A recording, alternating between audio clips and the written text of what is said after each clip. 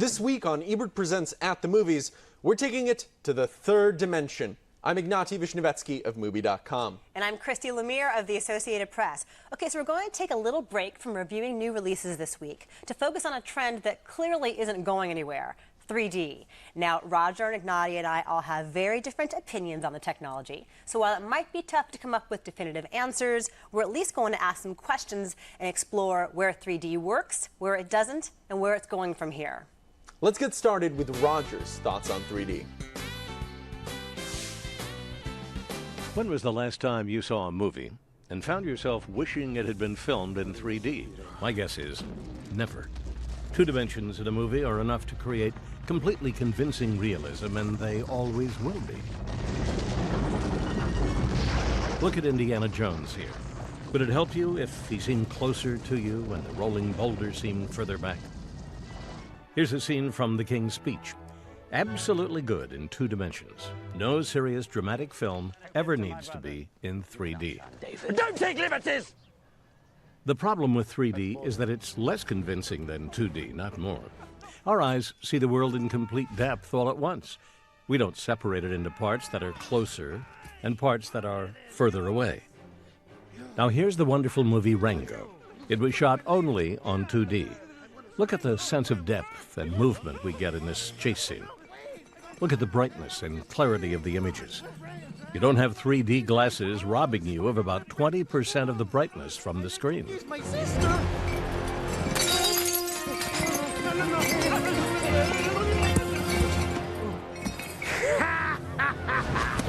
One example of 3D used by its supporters is James Cameron's Avatar. Yes, it looked great. I agree. It cost $250 million, and Cameron spent years on it. Even so, do you have any complaints about it here in 2D? Don't you enjoy the brightness?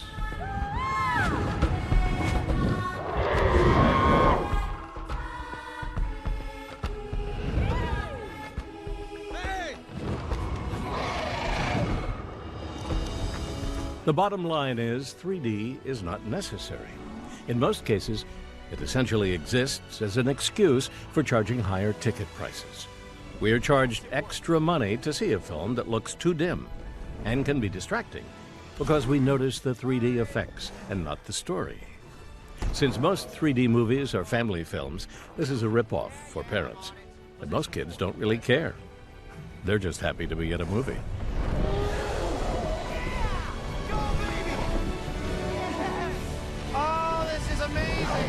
Well, that's where Roger stands on 3D, and I totally agree with his thoughts on Rango. It's so beautiful and tactile and great in 2D. But is there a use for 3D? Well, I tend to take a more positive view of 3D than Roger does, or you for that matter. I think regular viewers of this show are very familiar with Christy's often repeated phrase, "Now it didn't need to be in 3D." Because it doesn't. Well, personally, I think that 3D is a powerful technology with tremendous potential. But we're still trying to figure out what that potential is. The big issue isn't whether or not 3D plays to the strengths of the medium. I mean, the technology of filmmaking has changed so dramatically over the decades, I think an extra dimension isn't going to destroy it. But what exactly the use of 3D is? For now, it's mostly a gimmick. It could be more, but we'll get to that later. 3D movies were made as far back as the 1930s. We saw some crazes for 3D, nothing like what's going on right now, in the early 1950s and again in the 1970s. The classic 3D movie that best shows how to use the 3D gimmick is House of Wax from 1953. It's a lurid horror movie, and it uses 3D to surprise its audience. Objects pop into the foreground, like monsters in a haunted house.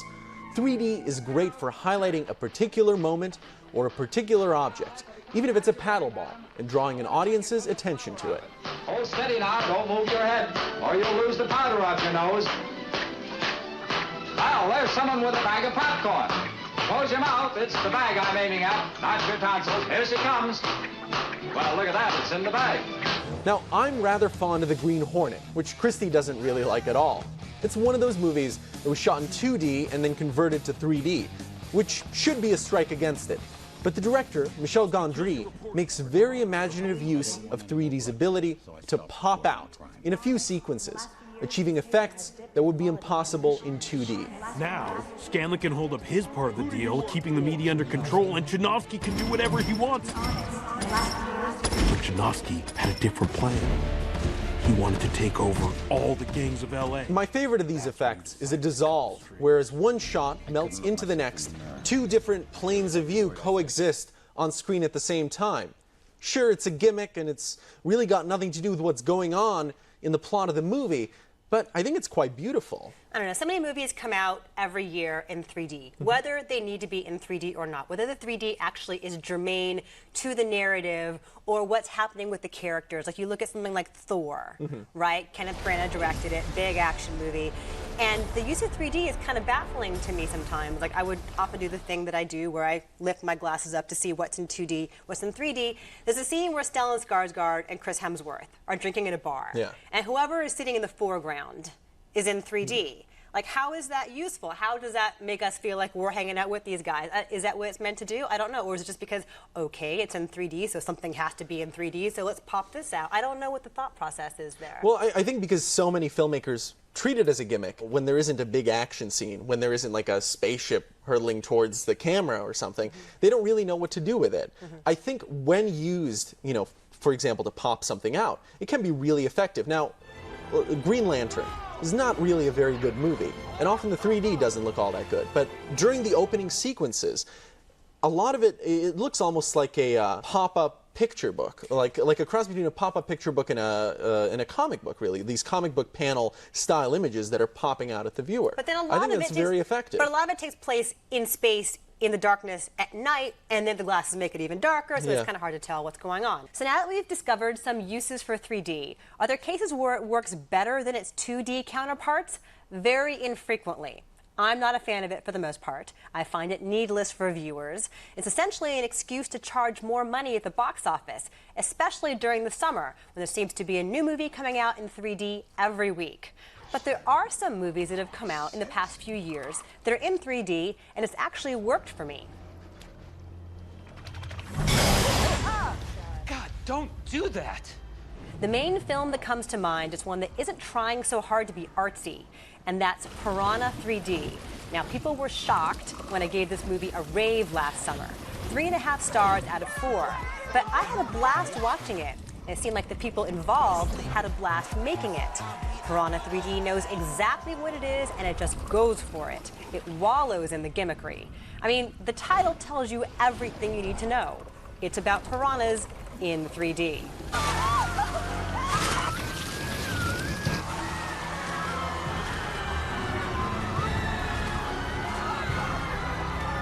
On the other end of the artistic spectrum, I really enjoyed the Werner Herzog documentary, Cave of Forgotten Dreams. Here, the 3D is actually germane to the story and not an afterthought. Herzog takes you inside a French cave that's been sealed off for many thousands of years. But researchers found pristine drawings, the most ancient visual art known to have been made by mankind. Shooting it all in 3D heightens the sense of immersion and magnifies the tactile nature of these discoveries. There is a serious level of toxic CO2 gas emanating from the roots of trees, which seeps down into the cave through the porous limestone. Our time is even more constricted in this location, and there is no possibility to get close to the paintings. But way too often, we get movies that were originally shot in 2D and then converted to 3D, which always looks lousy. Clash of the Titans is probably the most infamous example of this, but I was even more appalled by M. Night Shyamalan's The Last Airbender. It just looked dark, murky, and muddled, which didn't help the incomprehensible storytelling. Just take a look at this clip. Even in 2D, you can hardly make out what's going on.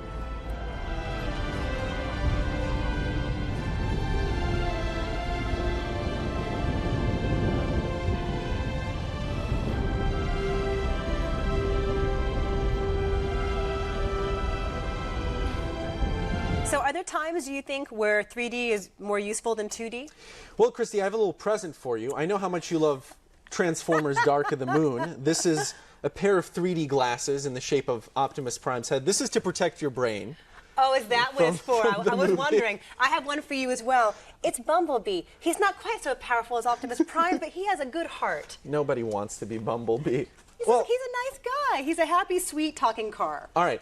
I think Transformers Dark of the Moon is a great example of how much you can do with 3D, and a case where 3D is doing something that you certainly cannot do with 2D. It's a film that I don't think I would have liked as much seeing it in 2D, and just the things that Michael Bay is doing with these 3D images. And I don't just mean, these big set pieces like the collapsing office building or the destruction of Chicago. For example, he uses lens flares in 3D, which no one has really done. And the most interesting thing about it is that the lens actually becomes something that you physically see. When the light flares off of the lens, it's the kind of the closest thing to you. In the 3D, it's what's popping out at you. Now, you do get the sense in Transformers that Michael Bay actually had 3D in mind every step of the way.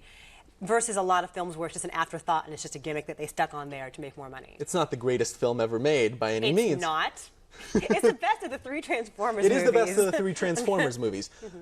But that really shows what can be done with 3D that you really cannot do with 2D. Rosie Huntington-Whiteley's butt in 3D. Good use of technology there. Okay, coming up later, we decide where the future of 3D is heading. But first, here's our contributor Nell Minow as she takes a look at 3D from the parent's perspective.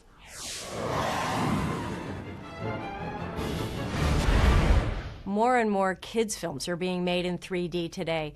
That's because animators have the most control and can rotate the objects completely, whether it's in computer animation or stop-motion animation. Pixar is making all of their movies in 3D.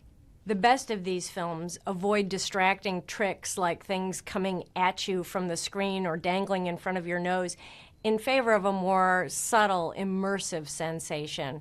One really great example was last year's Disney movie Tangled, which had a scene with floating lanterns that was really magical. In Up, the animators contrasted the two main characters through their contours.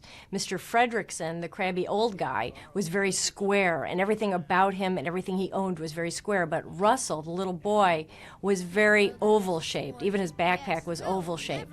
And they also told the story through the 3D effects. When they were inside the house, it was a little closed in and claustrophobic. But when they went outside, the 3D effects gave you a sense of the expanding vistas. 3D is most effective sometimes when you're the least aware of it. Sometimes it can be very distracting, but when it's used well, it can really help a good movie be great. I loved Coraline, which had beautiful 3D effects. And in Despicable Me, there were some great 3D jokes over the closing credits. Before you shell out the extra money to see a 3D movie, just check and make sure that it was actually filmed in 3D and that the 3D effects were not added later in post-production. In movies like The Last Airbender and Alice in Wonderland, those post-production 3D effects just dim and distort the picture. You're back. Alice! Alice! See? Alice? Even the best 3D movies can be overwhelming for kids. It can even make them feel dizzy. And I generally don't recommend 3D movies for anybody under the ages of 7 or 8. Be careful, too, about the theater. Some theaters misalign the projectors so that the picture splinters if you tilt your head just a little bit. You know what's more fun than watching a 3D movie with kids is teaching kids how to make their own 3D images. And there are a lot of great resources on the web that will show you how to take 2 pictures and make them look like one 3-dimensional image. We're going to put some links to those on our website, ebertpresents.com. Thank you so much, Nell. And you know, she's right. Kids do dig 3D. When I saw Cars 2, I met a very cute little girl afterward, and I said, "Did you like it?" And she had just had the biggest smile on her face, and she was like, "Yeah." So, you know, it's colorful and shiny, and stuff pops out. And I like fun. colorful, shiny things popping out at me. There you go. And you're much older than that, aren't you? But speaking of, since 3D seems to be geared to the 13 and under audience, let's go to kid critic Jackson Murphy to hear his thoughts on 3D. Like most movie fans, young and old, I was excited when 3D came back on the scene several years ago. I remember seeing The Polar Express in IMAX 3D back in 2005, and it was spectacular. Then 3D started appearing in a few regular mainstream films, and it was fun. And you didn't mind spending a few extra bucks for it, but it was a special treat. The whole experience, getting the glasses, waiting for things to fly off the screen that you could reach out and touch, it was cool. But unfortunately, the studios decided that 3D could be more than a treat. It could be a big moneymaker. and Hollywood is all about making money. The success of Avatar opened the floodgates to 3D. But just like with most things, too much of a good thing ends up being a bad thing. I wrote a blog back in 2010 about a mom in front of me in line who spent $48.25 on 2 adult and 1 child's ticket to How to Train Your Dragon in IMAX 3D. That was the day I realized that 3D was not going to last because families just can't afford the tickets. But the studios kept churning out the 3D movies or converting standard prints to 3D in post-production, which produced horrible-looking films, such as Clash of the Titans and The Last Airbender. In the right movie and done the right way, 3D can be a great addition to the viewing experience. Last year's Despicable Me showed how much fun a 3D movie can be. But I'm a true believer that 3D should only be limited to 3 types of films: animated, sci-fi fantasy, and documentaries, especially nature documentaries. And live-action 3D movies should be banned, and here's why. Even though we all see in 3D in real life, and it's not the same type of 3D that's produced on the movie screen, nobody's eyes work like that, so the effect adds nothing to films such as The Green Hornet and Gulliver's Travels. It just makes them look phony. Oh, it does add something, $3 to $4 to the price of each ticket. And now, here in 2011, we are finally starting to see the 3D backlash. Not long ago, studios were considering doing away with 2D copies of some films altogether. Now 2D is outgrossing 3D versions of the same film because people are realizing that the gimmick isn't worth the extra money and the uncomfortable experience of wearing the glasses, which are better than they used to be, but still not great. Thanks, Jackson. So now we've seen some examples where 3D has worked and where it's completely useless. I guess the real question is it just a money-making trend, or will it catch on? What do you think? Well, Christy, it might sound like a small thing, but I think the glasses themselves are actually an issue. Because from the beginning, movies were shown to a seated audience that was expected to pay attention. That's it. And with the coming of sound, color, and widescreen, it was just the equipment that was changed. Nothing new was required from the viewer. All they had to do was bring themselves. But to watch a 3D movie, you have to put on a pair of glasses. And that crucial step means that 3D, even at its current level of popularity, is a novelty. It's a gimmick. And this, in turn, has affected the development of 3D movies. Frankly, it seems like a lot of them are planned more like theme park rides than like films.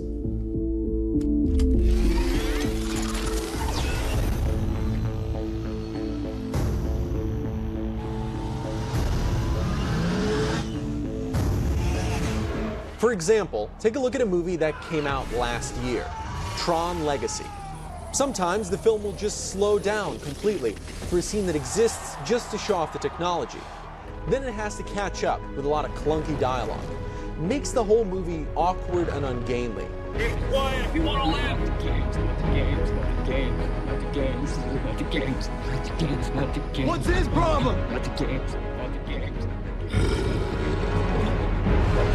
But I think that for 3D to really flourish, to stop being a gimmick, and maybe even take the place of traditional filmmaking, it would take another technological breakthrough, one that would do away with the glasses. I mean, there are some other genres where they do use 3D now. A lot of concert films are shot in 3D. U2 3D gives you the sense Your that you beloved are... Justin Bieber, Never Say Never. And that's very effective, is it not, when he's reaching out and singing Yes, to you? yes, it is. But they only use 3D during the actual concert parts of that film. They don't use it at all during the documentary portions. But that makes sense in that it does create the sensation that you are in the audience. U2 3D, it feels He's like reaching the crowd. out to you, Yeah, I but believe. it feels like you're in the crowd, like they're jumping up and down in front of you, like the Jonas Brothers and Miley Cyrus movies are also in 3D. But with that, it's a gimmick. Like they'll bounce a drumstick and it'll come flying out at you. But if you're 12 or 13, that's kind of awesome. You're excited, like Nick Jonas or whoever is reaching out to you. But do you think that someone is, going to make a comedy in 3D anytime soon? Just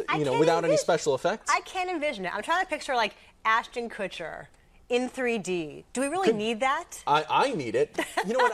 I think one person who could direct in 3D very well, directed drama very well in 3D, is David Fincher, who's a person who's very precise with images. I think The Social Network is actually a film that could have worked in 3D. It'd be a good use of his show-offiness with long tracking shots and yeah. And he's got the right amount of showmanship to handle the format. But again, like you have to put the glasses on in a movie like Up, where you're crying with the glasses and the other glasses. And they fog up. It's very strange still. It's awkward. But one of the groundbreaking uses of 3D took place back in 1986 with Michael Jackson's Captain EO.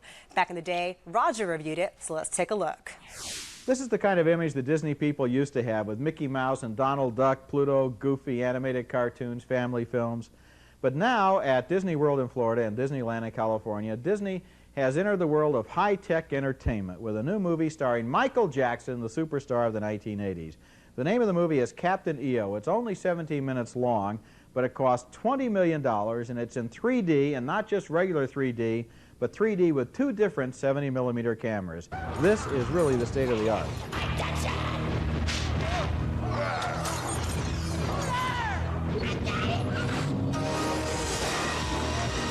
The thinking behind Captain EO was that this movie should be the most spectacular film ever made, and so they hired George Lucas, the wizard of the Star Wars movies, to produce it, and Francis Coppola, the director of The Godfather and Apocalypse Now, to direct it.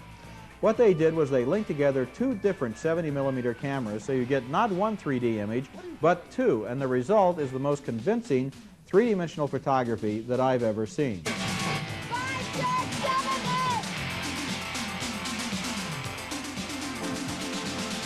The plot is basic music video with Michael Jackson flying through the universe and landing in a strange planet that is ruled over by kind of a spider queen played by Angelica Houston. His job is to liberate all of her slaves so that they can dance with him.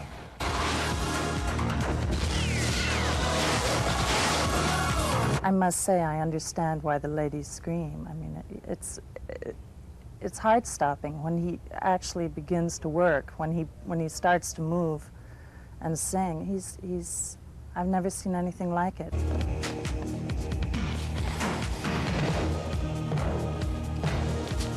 Well, I'm not a Michael Jackson fan, not especially, and so what did I think?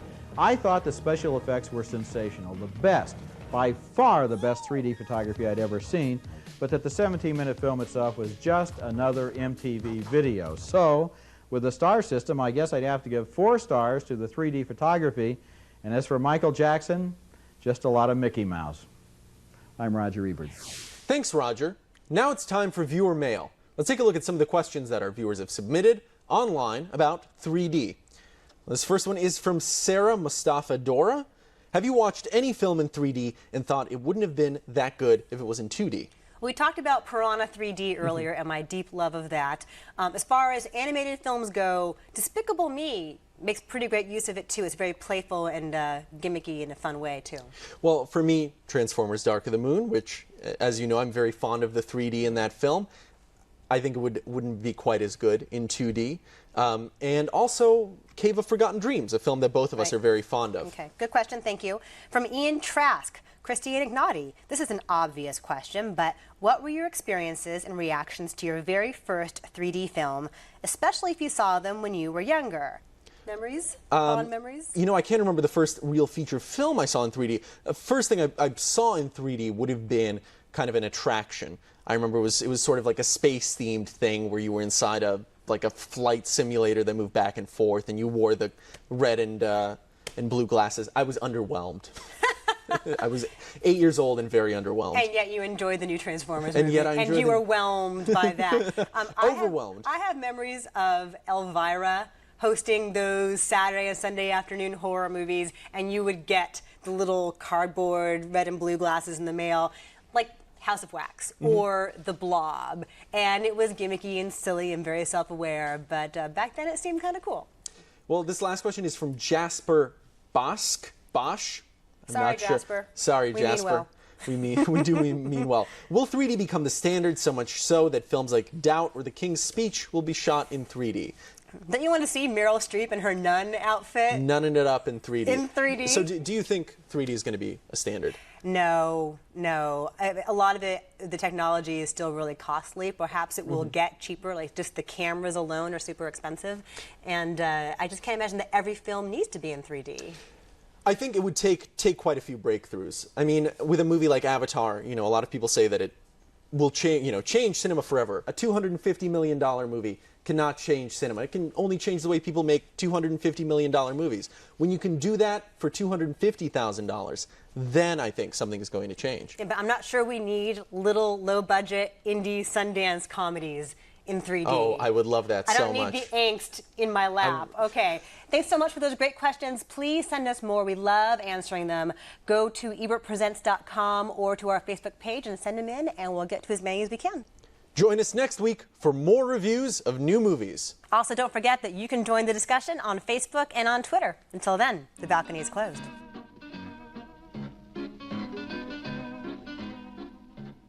One of the things I enjoy most in life is going to the movies, but what I don't enjoy so much is some of the stuff you have to put up with when you go to the movies. The first hurdle, the refreshment stand, where they've discovered that ice is a lot cheaper to sell you than pop. The good theaters pop their own popcorn. The bad theaters sell you popcorn that tastes like it was popped 6 months ago in Taiwan, and they cover it with something that tastes like some sort of petroleum byproduct. She's not really his sister, she's the killer. This is my all-time #1 pet peeve. People who sit right behind you and give away the whole plot. In another minute, there's going to be a big explosion. Oh, I would have never guessed that. Thanks a lot. Now, you might ask, if things are so tough, why do I go to the movies? And the answer is, things are bad on the subway, too. Things are tough all over, and at least at the movies, you get entertained. When was the last time you saw Anastasia Kinski on the Ravenswood line? Roger Ebert, Eyewitness News.